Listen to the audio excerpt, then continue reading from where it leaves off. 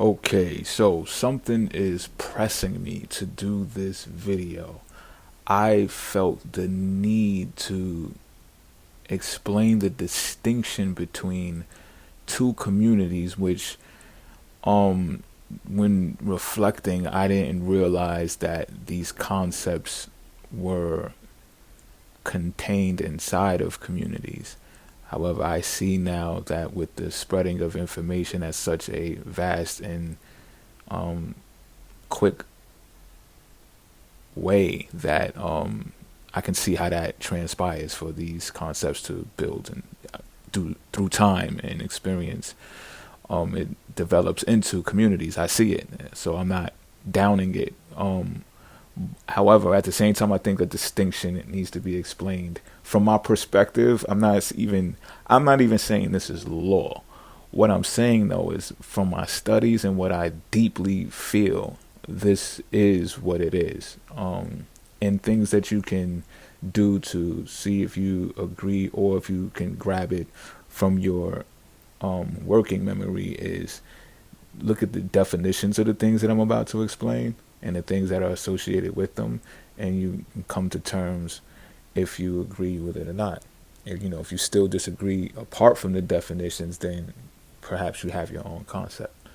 So, for me, the initial thing to speak about for differentiating the consciousness from spirituality, right? Consciousness from spirituality is consciousness relates to the sun, spirituality relates to the moon. Okay, so psychological studies will show that the subconscious mind is responsible for 85 to 90% of the functioning in the brain. And, well, let's say the mind, rather, not the brain, the mind. And the rest is conscious activity. So when we apply this to astrology and the sun being associated with consciousness, this is why the conscious community is more along the lines of revealing stuff, shedding the light, right? Bringing something to light, bringing truth to light. And because it's so closely associated with the sun, right? The sun, light, you get the drift. So in these discussions and these rallies and conferences that they hold, you can see those are the main topics of discussion, whether they are outing some type of conspiracy or unraveling, digging up some historical research that has not been put into the history books for its own intent and purposes. These things are being discussed there. And like I said, it's just basically along the lines of shedding light on situations that were in the dark. Now, when the situations are in the dark, it's more along the lines of spirituality. Now, please understand, I'm not necessarily talking about religion. It has just been known for a long time that religion has kept a lot of secrets and things in the dark. At the same time, though, you have to give religion credit for bringing a lot of things to light, showing humanity knowledge and even the hidden things about knowledge. It's just coded differently. So when you get down to deciphering and breaking down codes and stuff like that, you get to understand of what parts were shielded from consciousness and kept in the dark for reasons that you can gather are for intent purposes as well.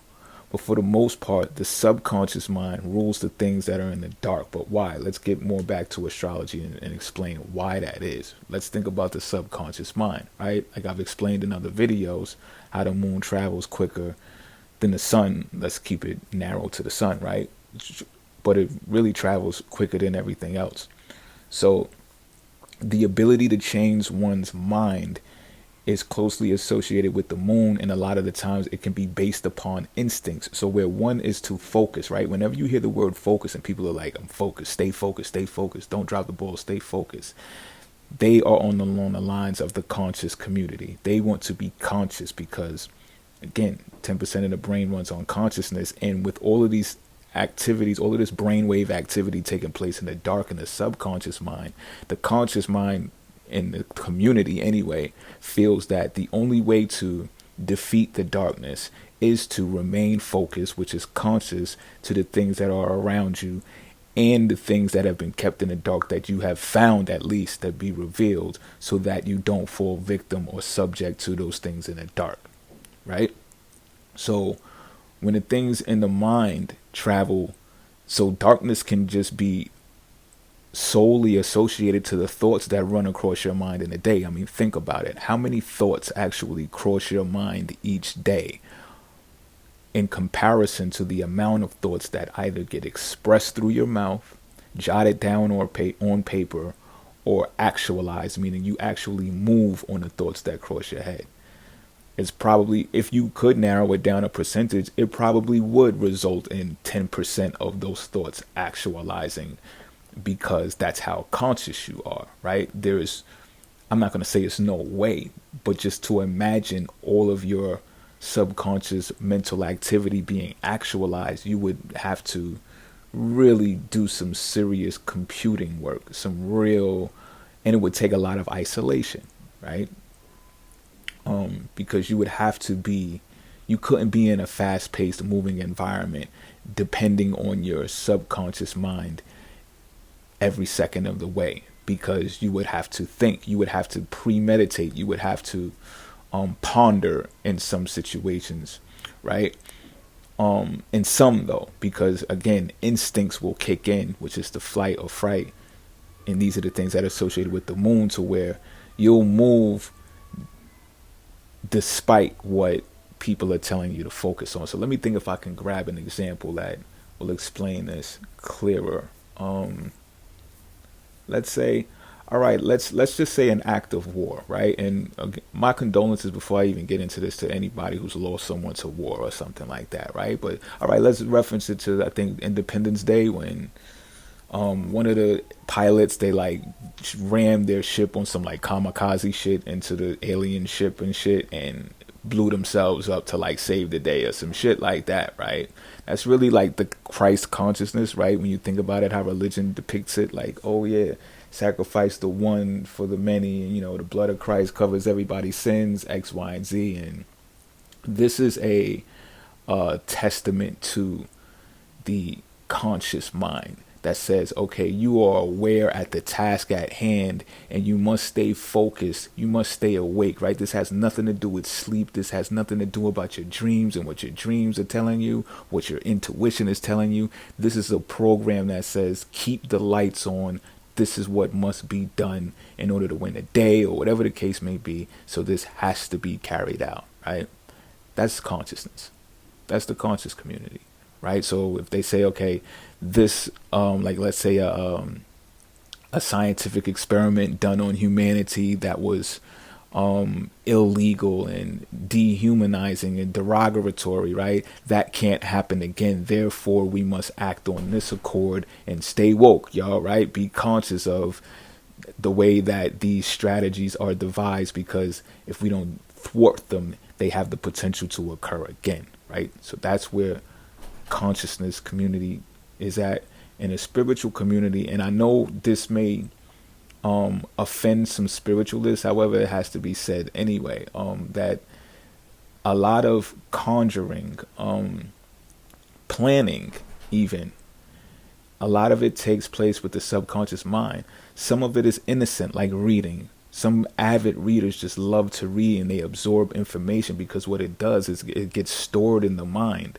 So your intuition gets sharper based upon your experience because of what you absorbed in your mind, right? But what also comes along with this is your ability to interact and speak with people. Like if you compare your speech to 10 years ago to 10 years later, after you've read 500 books, the people who you spoke to 10 years later are going to notice that change in you. And your circles and networks of groups might have changed as well, to where you're talking about things that are not what the conscious conversation is pretty much used to be about, or is normalized, or what is just what do they call it, small talk. Now you're speaking about things that have the potential to breed these plans, right? Whatever your plans may be, they may be built on preference. They may even connect to your soul, which is your consciousness, right? It's that planning that takes place because you want to actually alter your consciousness to the point of where it changes. You ever experienced so many things repetitively that was mundane or boring or stagnating to you, then you said, I have to change my environment, or I have to change my literature, I have to change my friends, or something has to change so I can change my consciousness. This is what happens when the subconscious mind takes on its role, and where planning starts to come from, because you have to plan your way out of these situations into your new state of consciousness, right?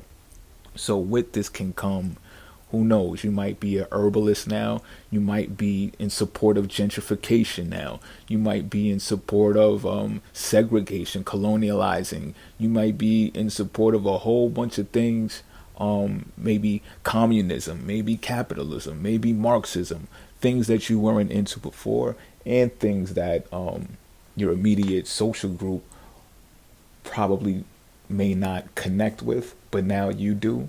So you're seen as different if you have to communicate, right? Because they're like, oh, you want it like that? Or you change, you know what I'm saying? And sometimes you got to expose yourself, or you just move away. You know what I'm saying? Some people just move away and just do their thing.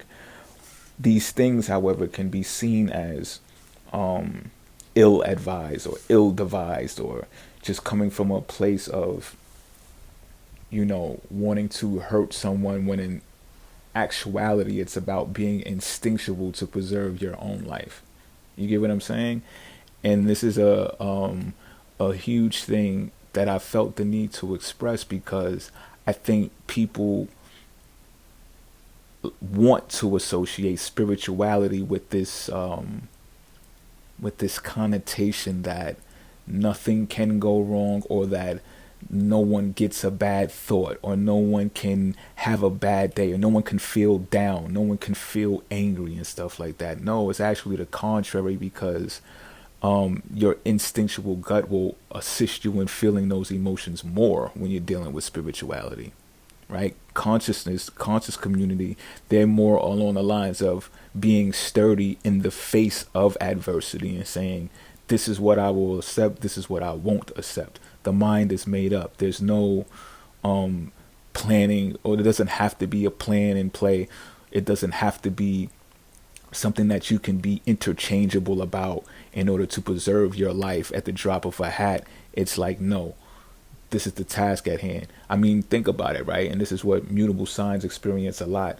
If someone knows your plan, right? If someone knows exactly what you're going to do, or exactly what your focal point is, your plot can be foiled easier. Is that a word? Foiled, right? Is that what they say? The plot gets foiled or some shit like that. Your plan could be sabotaged, or it could be interrupted, because people know the exact ins and outs of it and every detail of it. It's like voters, the politicians, when it's time to vote on something, right? If a certain amount of senators go this way and a certain amount go that way, it's game on, because some type of a persuasion has to take place, because the subconscious mind has the ability to shift the perception of someone's mind. But if you're not allowed to do that, right, based upon some type of mandate, then you can understand where some people don't actualize things that they actualize. You understand what I'm saying? And this is why sometimes people become criminals, or sometimes people break the laws, or what they call bend the rules, right? Because it's like this whole 100% focus of what the conscious community relies on can be detrimental to the individual's ability to, whether it's strive and even in some cases survive. So, this is probably something that needs more than 15 minutes, I gather, but I at least had to break the ice with this, because now that these are communities and growing communities at that, I think the fundamentals of the astrological placements in the universe pretty much define it all, and we're just vessels, we're just acting them out as they transit and stuff like that. And those are kind of like the fundamentals, but I think it'd get icky if there were like rules of cans and cannots and do's and don'ts. I think that's what law is for.